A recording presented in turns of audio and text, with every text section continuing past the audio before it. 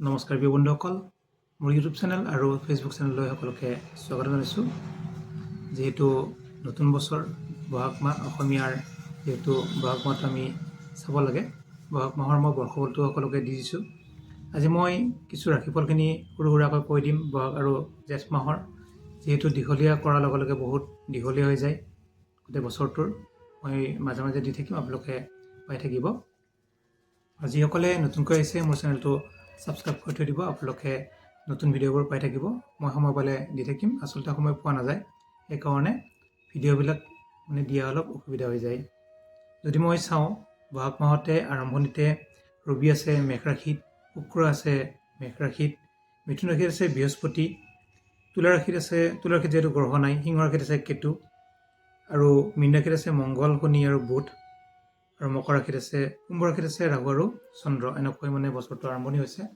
সেইকাৰণে আমি যদি চাওঁ মেঘ ৰাশিৰ বিষয়ে মই কওঁ। প্ৰথমতে মেঘ ৰাশিৰ জাতক জাতিকাসকলৰ যিহেতু ৰাশিতে বহিছে শুক্ৰ আৰু ৰবি যিহেতু বহাগ মাহত তুংগ হৈ থাকে, শুক্ৰ আৰু ৰবি দুটা শত্ৰু ৰাশিতে বহাৰ কাৰণে কিছু ক্ষেত্ৰত বহুত শুভ, কিছু ক্ষেত্ৰত অকণমান অশুভ হ'ব পাৰে।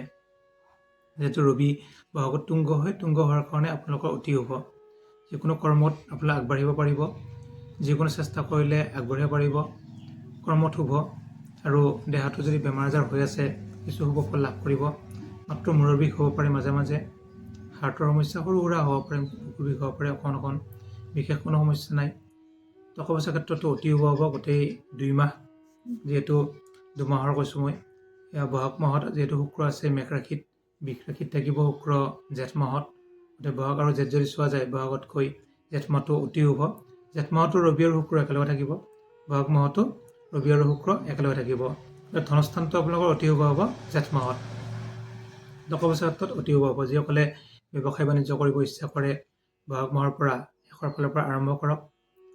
বহাগ আৰু জেঠ মাহটো অতি শুভ হ'ব যিসকলে ব্যৱসায় কৰিব ইচ্ছা কৰে। আৰু যিসকলে কৰ্মৰ ভিতৰত যদি চোৱা যায়, চাকৰিৰ অধিপতি যিহেতু শনি আৰু ভাগ্যৰ অধিপতিও শনি যিহেতু আপোনালোকৰ দ্বাদশত আছে, শনিৰ যিহেতু চাৰাচতি চলিয়ে আছে আপোনালোকৰ। গতিকে শনিৰ ক্ষেত্ৰত আপোনালোকে পাৰিলে শনিবাৰ নিৰামিষ খাব, শনিবাৰ পালন কৰিলে অতি শুভ কৰ্মক্ষেত্ৰত আৰু ভাগ্যৰ ক্ষেত্ৰত। গতিকে 2 মাহতে কৰ্ম আৰু ভাগ্যৰ কাৰণে আপোনালোকে শনিৰ প্ৰতিকাৰ কৰক। যিহেতু শনি সঞ্চাৰ এতিয়া নহয়, শনি সঞ্চাৰ হ'বৰ কাৰণে বহুত দিন সময় লাগিব, গোটেই বছৰটো লাগিব। সেইকাৰণে আপোনালোকে যিমানখিনি পাৰে শনিবাৰে নিৰামিষ খাওক, শনিবাৰে আপোনালোকে শনি মন্দিৰ দৰ্শন কৰক, তুলসী তলত চাকি দিয়ক। তেতিয়া শনিৰ কাৰণে আপোনালোকৰ ভাগ্যটো বহুত ভাল হ'ব আৰু কৰ্মৰ প্ৰতি যোগ আছে। যদি আমি চাওঁ তৃতীয়ত যিহেতু বৃহস্পতি, গতিকে বৃহস্পতি 2টা মাহতে তৃতীয়তে থাকিব। তৃতীয়ত থকাৰ কাৰণে আপোনালোকৰ ভাতৃ ভগ্নী তেওঁলোকৰ অতি শুভ হ'ব।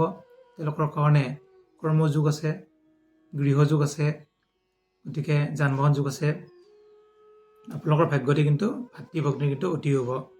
বন্ধুৰ ক্ষেত্ৰত যদি চাওঁ আমি, বন্ধুৰ যিহেতু অধিপতি চন্দ্ৰ আছে আপোনালোকৰ 2য় স্থানত, আৰু যিহেতু অহা মাহত জেঠ মাহত থাকিব আপোনালোকৰ যিহেতু দ্বাদশ হিচাপে বহুত শুভ নহয় যদিও 2য়ত অতি শুভ। এই 2য়ত যিহেতু ধনস্থান, আপোনালোকৰ ধনস্থানত অতি শুভ ফল লাভ কৰিব। চন্দ্ৰৰ কাৰণে আপোনালোকৰ বন্ধুস্থান ভাল, লগ বন্ধু পাব, সকলোতে উন্নতি হ'ব। যদি কিবা সমস্যা হয় বন্ধুৱে সহায় কৰিব। উচ্চ শিক্ষাৰ ক্ষেত্ৰত যদি চাওঁ আমি, যিহেতু কেতু বৈ আছে, কেতুৰ ক্ষেত্ৰত বহুত শুভ নহয়, ভাবমতে ৰিজাল্ট নহ'বও পাৰে। তথাপিও কেতুৰ কাৰণে কিছু সৰু সুৰা প্ৰতিকাৰ কৰিলে আপোনালোকৰ 2 মাহতে বহুত শুভ ফল লাভ কৰিব। প্ৰাইমেৰী শিক্ষাৰ কাৰণে অতি শুভ, যিহেতু আপোনালোকৰ ৰাশিৰ অধিপতি মংগল যিহেতু দ্বাদশত আছে, আকৌ জেঠ মাহত যিহেতু ৰাশিত আহিব, গতিকে মংগল অতি শুভ। আপোনালোকৰ মংগলৰ কাৰণে প্ৰাইমেৰী শিক্ষাত অতি শুভ আৰু অতি শুভ ফল লাভ কৰিব প্ৰাইমেৰী শিক্ষাৰ কাৰণে। আৰু যদি আমি চাওঁ স্বাস্থ্যৰ ক্ষেত্ৰত, স্বাস্থ্যৰ অধিপতি যিহেতু বুধ যিহেতু বৰ্তমান দ্বাদশত আছে, আকৌ বহাগৰ শেষৰ ফালে আপোনালোকৰ ৰাশিত আহিলে অতি শুভ হ'ব। কিন্তু কথা ক'লে অলপ সাৱধানে কথা ক'ব, কথা কোৱাত কিছু সমস্যা হ'ব পাৰে।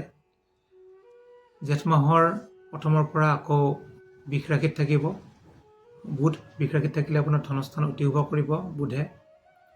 ৰাহু থাকিব আপোনালোকৰ যিহেতু একাদশত, গতিকে 3য় 6ষ্ঠ একাদশত পাপগ্ৰহ থাকিলে অতি শুভ ফল প্ৰদান কৰে। এই ক্ষেত্ৰত ৰাহুই আপোনালোক শুভ ফল প্ৰদান কৰিব। আৰু যিহেতু 2 মাহতে একাদশতে থাকিব।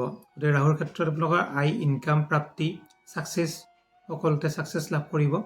যদি কিবা আপোনালোক কৰিব ইচ্ছা কৰে, দোকান বা যিকোনো ফিচাৰী বা আপোনালোক খেতি এইবিলাক যে কৰিব ইচ্ছা কৰে, ৰাহুৰ কাৰণে অতি শুভ।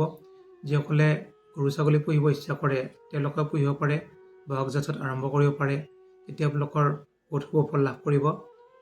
গতিকে তেনে ক্ষেত্ৰত আপোনালোকৰ ৰাহু আৰু কেতু কিছু সৰু সুৰা সমস্যাৰ সৃষ্টি কৰিব পাৰে। কেতুৱে ৰাহুই নকৰে।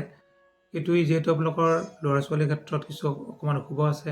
যিসকলৰ সন্তান আছে তেওঁলোকৰ অকণমান পেটৰ গণ্ডগোল, পেটৰ বিষ হ'ব পাৰে। অকণমান কেতুৰ প্ৰতিকাৰ কৰিলে শুভ ফল লাভ কৰিব। আৰু যদি আমি চাওঁ, বিশেষকৈ আপোনালোকৰ ৰাশিৰ অষ্টম স্থানৰ অধিপতি মংগল বহাগ মাহত দ্বাদশত থাকিব। মংগলে যিহেতু বিয়া বাৰৰ ক্ষেত্ৰত কিছু অকণমান সমস্যাৰ সৃষ্টি কৰিব পাৰে, কিন্তু জেঠৰ পৰা আকৌ আপোনালোকৰ আহাৰ শাওনৰ ইফালে কিন্তু বহুত শুভ। বহাগত মানে মংগলৰ কাৰণে অকণমান প্ৰতিকাৰ কৰি ল'ব, তেতিয়া ভাল ফল লাভ কৰিব। গতিকে তেনে ক্ষেত্ৰত আমি প্ৰতিকাৰ হিচাপে মংগলৰ প্ৰতিকাৰ কৰিব পাৰোঁ। যিহেতু ৰাশিৰ অধিপতি আৰু অষ্টমপতি আৰু শনি আপোনালোকৰ নিয়মখিনি পালন কৰি থাকিব, শনিৰ কাৰণে বহুত শুভ ফল লাভ কৰিব। যদি আপোনালোকে শনিৰ প্ৰতিকাৰ কৰে, শনি মন্দিৰ দৰ্শন কৰে, শনিবাৰ নিৰামিষ খায়, তেতিয়া কিন্তু শনিৰ কাৰণে বহুত শুভ ফল লাভ কৰিব। মই থুলমূলকৈ কৰিলোঁ 2 মাহৰ কাৰণে, গোটেই ছুটি কৰি। আৰু যদি কিবা সুধিবলগীয়া থাকে আপোনালোকে ধুনীয়াকৈ মেছেজ কৰি সুধিব পাৰে। ধন্যবাদ।